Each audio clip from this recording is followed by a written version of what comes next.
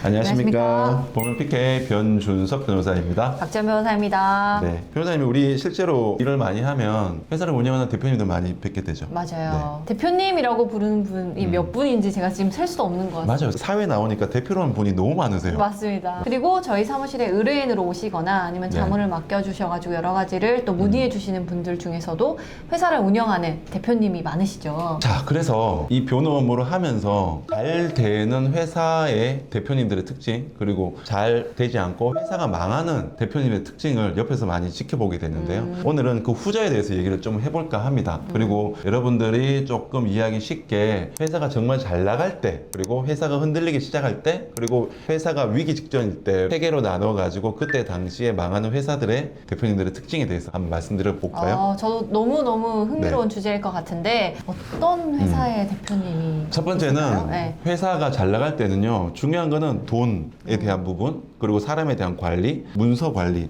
이게 제대로 안 되는 경우가 많이 있습니다. 쉽게 말해서 먼저 회사 돈과 대표 본인의 돈을 제대로 구분을 하지 않고 혼용하거나 회사 돈을 마음대로 쓰시는 분들이 계세요. 회사 잘 되고 하니까 회사에 대한 가지금을 막 빼요. 아니면 또는 법인카드도 자유롭게 사적으로 사용을 하세요. 그러면서 괜찮아, 뭐 특별히 문제가 있겠어, 뭐 설마 나한테 세무조사가 나오겠어, 설마 나한테 내부자 고발로 뭐 실제로 수사를 받겠어, 이런 아니란 생각을 하시는 분들이 많으시죠. 그냥 회사가 잘 될 거라는 장밋빛 희망만 가진 분들의 특징입니다. 그리고 두 번째가 실제로 잘 될 때는 우리 사이 뭐 굳이 뭐 서로 작성할 필요가 있습니까? 라고 하면서 어떤 투자를 받을 때나 아니면 거래처와 계약을 할 때나 계약서 등 서류를 안 쓰시는 분들이 계세요. 맞습니다. 그거 정말 저희 사무실 로펌에 오는 경우 많이 있죠. 너무 많죠. 네. 회사가 잘 될 때는 아무 문제가 되지 않습니다. 하지만 그 어떤 의리, 인정 때문에 계약서를 안 써서 나중에 분쟁이 되는 경우가 정말 많고, 그런 경우 회사가 망하는 경우 꽤 있습니다. 세 번째는요, 역시 돈과 관련된 건데요.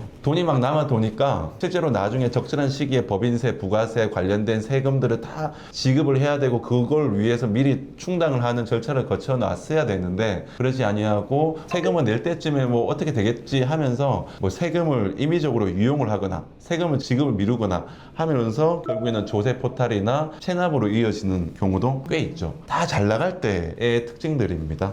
말씀하시는 내용을 들어보니까 네. 결국 회사가 잘 될 때 오히려 리스크 관리를 해야 되는데 맞아요. 그걸 하지 않은 경우에 결국 미래에 결과로 돌아온다, 이런 말씀이신 것 맞습니다. 같아요. 네. 잘 나갈 때는 안 될 때를 대비해서 어떤 돈 관리, 사람 관리, 서류 관리를 제대로 해야 된다라는 거고요. 저희 로펌이 자주 수행하는 중대재해 사건도 네. 마찬가지입니다. 안전은 비용이다라고 생각하시는 대표님들이 회사가 잘 나갈 때는 그렇게 생각을 하지만 결국 회사에서 중대재해 사고가 발생을 했을 경우에는 제대로 된 준비가 없이 돈이나 서류나 어떤 안전에 대한 비용에 대한 준비 없이 그대로 수사를 받고 처벌을 받는 경우가 꽤 많이 있죠. 첫 번째 특징 네. 말씀해 주셨는데 회사가 잘 나갈 때 말고 또 다른 네. 이제 회사가 이제 흔들리기 시작할 때입니다. 흔들리기 시작할 때라는 것은 회사에 남아있는 돈이 없고 매출이 점점 줄어들고 할 때겠죠. 그리고 사람이, 조직들이 많이 유출이 되고 할 경우입니다. 그럼 우선은 직원들 급여를 줘야 되고, 그리고 매출을 올리기 위해서는 매출이 안 오르다 보니까 돈을 어떤 외부에서 받아와야겠죠. 그래서 무리하게 돈을 차입을 하거나 아니면 과도한 투자를 받거나 이런 경우가 꽤 자주 있습니다. 그래서 돈을 빌리더라도 당장 돌려받게 하는 경우가 많이 있죠. 직원 임금에 대한 부분이나 아니면 실제적으로 무리하게 사업을 확장을 하기 위해서 돈을 차입을 했지만 그것이 결국에는 나중에 못 갚거나 제대로 투자 용도에 사용을 하지 않았을 때 사기죄로 고발당하는 많이 경우가 있는 경우죠. 정말 많이 있죠. 네. 근데 투자를 받을 때 당시에는 대표님의 생각은 제가 봐도 공감합니다. 잘 될 거라 확신했다. 나는 이걸 받아서 이걸 이렇게 수행을 하거나 이렇게 사업을 하거나 직원들 급여를 주면 이전처럼 매출이 회복이 되고, 아니면 투자금이 다른 용도로 사용되더라도 제대로 사업권들이 들어와서 수주가 회사가 돼서, 예. 커질 거라고 생각했다라고 다 변명하시죠. 그렇죠. 예.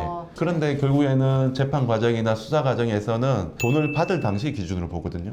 받을 당시에 실제적으로 이 매출이 늘어날 것이라는 객관적인 사정이 뭐가 있느냐에 대해서는 결국 대표의 근거 없는 확신에 불과할 경우가 많이 있습니다. 그런 경우가 회사가 흔들리기 시작할 때 공통적인 특징입니다. 더 나아가서 또 하나는 노무를 무시하는 분들이 계세요. 회사가 흔들리기 시작하고 잔고가 없다 보니까 임금을 좀 미루거나 또는 4대 보험에 대한 보험금도 미루거나 아니면 부당하게 임금을 줄이기 위해서 해고를 하거나 이런 분들이 계시죠. 그런 경우에는 어떻게 되겠습니까? 변호사님 부장님도 우리 어제는 자주 얘기했지만 제일 가까운 사람들이 잘 해야 되는 사람이고 나중에는 제일 배신할 사람이다 맞습니다. 라고 말씀을 드렸죠. 그만큼 제일 가까이 있는 분들이 제일 소중한 분들이고 제일 잘해야 되는 분들인데 그렇게 하지 아니하고 부당해고하거나 임금을 체불할 경우에는 오히려 도구로 돌아오는 경우를 회사 운영하는 사건들을 보면서 많이 보게 되죠. 많이 보죠. 아까 말씀하신 네. 결국 세 가지 관리해야 되는 돈, 사람, 서류 중에 사람 네. 부분이 맞아요. 여기에 해당이 되는 것 같습니다. 맞습니다. 더 나아가서 사람 관리 관련해 가지고는 내부 조직원들뿐만 아니라 회사가 흔들리기 시작할 때는 외부 거래처나 외부의 투자자로부터 내용 증명이나 가압류나 아니면 수사기관으로부터 참고인이나 피의자 출석 요구를 받는 경우가 간혹 있죠. 그런데도 불구하고 거기에 대해서 그냥 무시를 하거나 알아서 잘 되겠지라고 그냥 방치하는 경우가 회사가 흔들리기 시작할 때 공통적인 특징인 것 같습니다.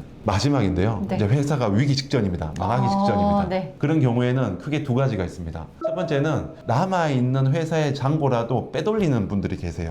본인의 내연녀라거나 아니면 본인의 가족들 명의 계좌로 돈을 빼돌리거나 이런 분들이 계신데 그거 자체가 하나 죄가 되겠죠? 그렇죠. 예, 횡령죄가 대표적이겠죠. 그리고 더 나아가서 돈을 빼돌린 게 나중에 밝혀지면 강제집행 면탈죄도 되고 더 나아가서 사행위 취소소송 대상도 됩니다. 위기 직전의 경우에는 전형적인 특징이 수사기관에서 수사도 시작이 되고 민사소송도 받겠죠. 그럴 때 수사가 시작되는 가장 많은 경우가 아까 전에 말씀드렸지만 내부자 고발인 경우가 많이 있습니다. 실제적으로 내부자 고발을 하게 되고 그랬을 때 대표님들은 특징들이 책임이나 위법을 다른 직원한테 떠넘기려고 하시는 분들이 계세요. 그거 정말 잘못된 거 아닌가요? 위험하죠. 네. 네. 대표라는 직업이 그만큼 책임을 부여받고 거기에 대해서 책임을 수행을 하라고 주어진 직역인데 그러지 아니하고 다른 중간관리자가 내한테 보고도 안 하고 시킨 대로 했다라고 하면서 그 중간관리자는 얼마나 억울할까요? 그럼 수사 과정에서 실체 대표가 전혀 밝혀지지 않았던 내용까지 중간관리자가 또 고발을 하고 이렇게 되는 경우가 많이 있습니다.